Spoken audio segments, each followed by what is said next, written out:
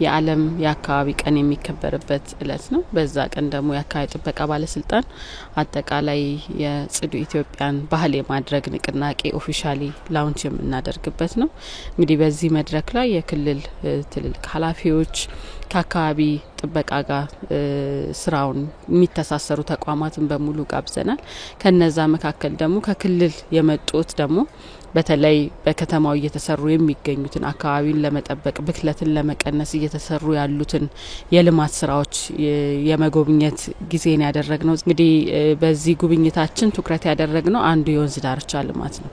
በዚህ የወንዝ ዳርቻ ልማት ብዙ በዚህ በፊት እንግዲህ አዲስ አበባ ውሃ እንደተበከለ ብዙ ጊዜ ይነሳልና አንዱ የአካባቢ ጥበቃ ባለስልጣን ትኩረት ከሚያደርግባቸው መካከል የውሃን ብክለት የአፈርን ብክለት መከላከል ነው። እሱን መሰረት ያደረገ ደግሞ እንደምሳሌ አዲስ አበባ በጣም በከፍተኛ ሁኔታ አንደኛ የህግ መሻሻል አድርጎ ሁለተኛ ደግሞ በልማቱ ዙሪያ ላይ ደግሞ ኮሪደር ልማቱን ተከትሎ ሰፊ የወንዝ ዳርቻ ልማቶች ስራ ተሰርቷል ማለት ነው። በዚህ ወንዝ ዳርቻ ልማቶች 42 ኪሎ ሜትር ከእንጦጦ ጀምሮ እስከ ታችኛው ተፋሰስ ድረስ የሚይዝ ፕሮጀክት ነው። በዚህ ፕሮጀክት በጣም በየቀኑ አዳዲስ ለውጦች እየታዩበት ያለ ፕሮጀክት ነው። ይህን ፕሮጀክት ልዩ የሚያደርገው ደግሞ በተለይ የሀገር በቀል እውቀትን የተጠቀመ ነው። በተለይ የኮንሶ እርከን ሲሰሩ በጉብኝታችን ተመልክተናል። በአብዛኛው ከዚህ በፊት ያሉትን የውጭ ተሞክሮ ላይ ብቻ ያጠነጠኑ ስራዎች ይሰራሉ። ነገር ግን በዚህኛው የኮሪደር ልማት ሀገር በቀል እውቀትን ልምድን እና ዲዛይንን ማዕከል ያደረገ ስራዎች እንደተሰሩ ማየት ችለናል። በዚህ ሂደት ውስጥ የላይኛውን ተፋሰስ ጀምሮ መሰራቱ ደግሞ ከታችኛው ተፋሰስ ጋር ያለውን በተለይ የግብርና ምርታችን እንደ ከተማ ደግሞ የሚመጣው ከታችኛው ተፋሰስ ነው። ለዚህ ላይ ያልጠበቅነውና ያልተንከባከብነው ያልተበከለን ውሃ ወደ ታች መስደዳችን ያልተበከሉ ምግቦችን እንድናገኝ እድል ይፈጥርልናል። ያልተበከለ አፈር እንዲፈጠር እድል ይፈጥራልና ይሄንን ማዕቀፍ ያደረገ ጉብኝት አድርገና በጣም በጉብኝታችን በጣም ደስ ብሎናል። እሱንም በተጨማሪ ደግሞ በአጠቃላይ የኮሪደር ልማቶቹ በከተማ ላይ የተሰሩትን ማየት ተችሏል ማለት ነው። እንግዲህ ኮሪደር ልማቱ እንደ አካባቢ ጥበቃ ከውበትና ካለው ፋሲሊቲ ያለፈ ነገር ነው ብለን እናምናለን። በተለይ የኮሪደር ልማቱ መሰራቱ 3 አይነት ብክለቶችን ከልክሎልናል። አንደኛው የአየር ብክለትን ነው። ሁለተኛው የአፈር የውሃ ብክለት ኢንክሉዲንግ የድምጽ ብክለትን መከልከል ያስቻለ የኮሪደር ልማት ነው ማለት ነው። ለኛ ትርጉም ያለው ኮሪደር ልማት መሆኑን ያሳየ ነው። በተለይ ደግሞ በጣም የተጨናነቀ ብዙ ቤቶች በአንድ ላይ ሆኖ ጥሩ ፋሲሊቲ ያልነበረበት ሽንት ቤቶችን ወዲያው ማግኘት የማይችሉበት አካባቢዎች ነበሩ። ይሄ ለሰውም ጤና ለህፃናት ጤና በጣም አደጋ የሆነበት ነውና ያንን ሁሉ ያስተካከለ ኮሪደር ልማት ማየት ችለናል ማለት ነው። እንግዲህ የዚህኛው የ6 ወር ንቅናቄያችን የምናስጀምረው በ6 ቴማቲክ ኤሪያ ላይ ትኩረት ያደረገ ነው። የመጀመሪያው ትኩረት የሚያደርገው የፕላስቲክ ብክለትን መከላከል ነው።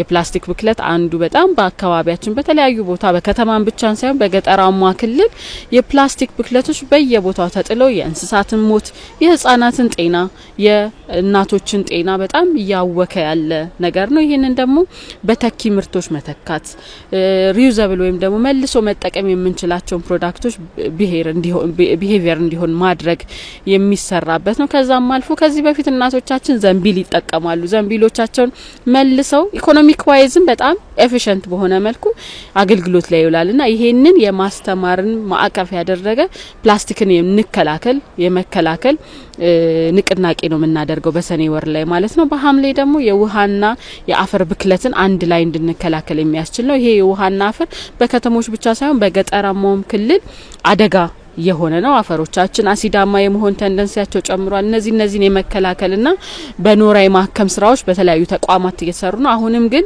በተለይ ደግሞ መጤ ወራሪ ዝርያዎች በሃይቆቻችን ላይ በአፈሮቻችን ላይ ይታያሉ። ያንን ደግሞ የማጥፋት ስራዎች በዘመቻ መሰራት የሚገባቸው ናቸው።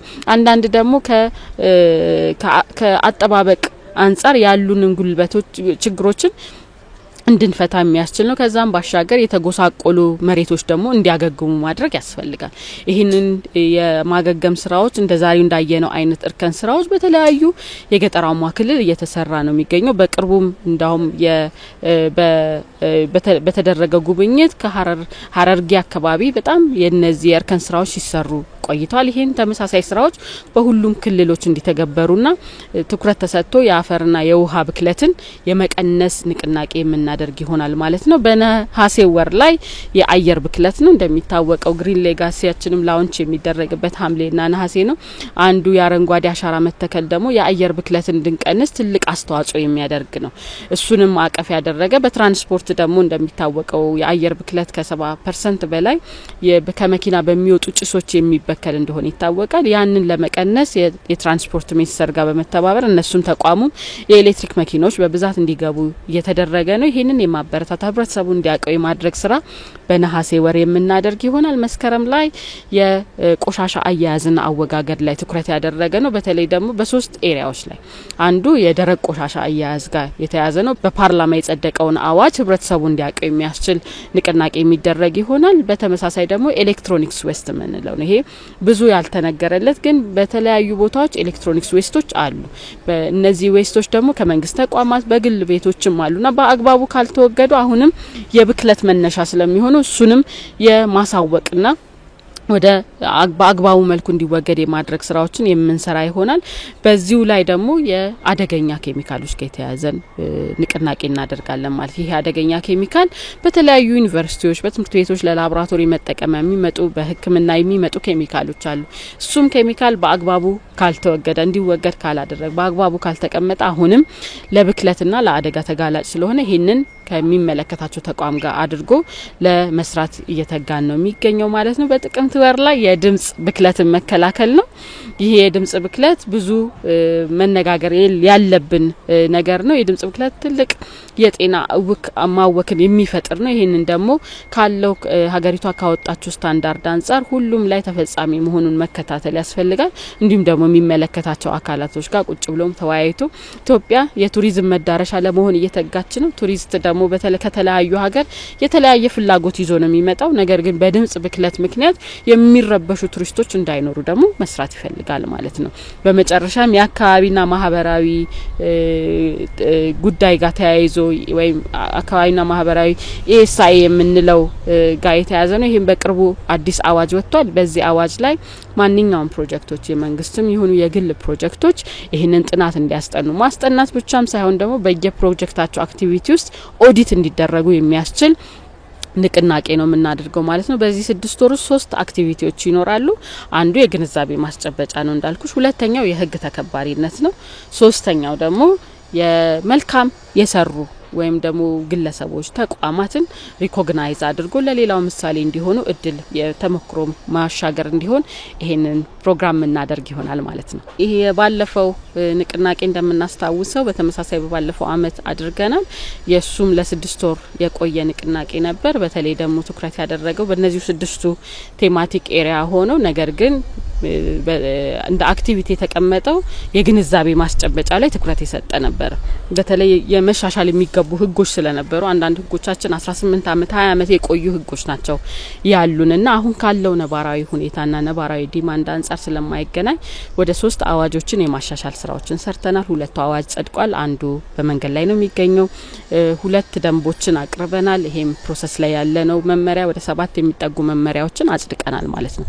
ለዚህ የህግ ማሻሻያ ስራዎችን በይበልጥ የተሰራበት ዘመቻ ነው። ከዛም አልፎ ደግሞ የህብረተሰብ የግንዛቤ ማስጨበጫ እንዲጎለብት የማድረግ ስራዎች ተሰርተዋል።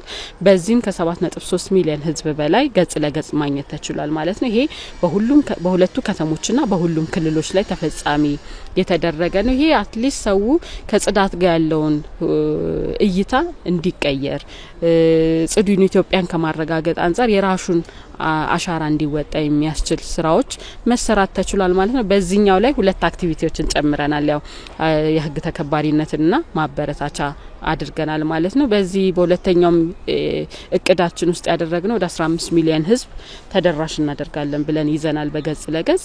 በሚዲያና በኢንፎርማል ኢንጌጅመንት ደግሞ ከ50 ሚሊዮን ህዝብ በላይ ተደራሽ እናደርጋለን ብለን እናስባለን። እንግዲህ የአካባቢ ጥበቃ ስራ በተቋም ብቻ የሚሰራ አይደለም። እያንዳንዱ ግለሰብ እያንዳንዱ ማህበረሰብ ክፍል የየራሳቸውን አሻራ መወጣት እንዳለባቸው አስቻይ ነው ማለት ነው። ይሄንን ተግባራዊ ለማድረግ ደግሞ የሃይማኖት አባቶች፣ ሚዲያዎች፣ የሀገር ሽማግሌዎች ያለንን ነባራዊ እውቀትንም ጨምሮ ሁሉም ሰዎች ለትውልድ ንጹህ ኢትዮጵያ ከማስረከብ አንፃር የራሳችንን አሻራ እንድንወጣ አደራ ማለት ፈልጋለሁ።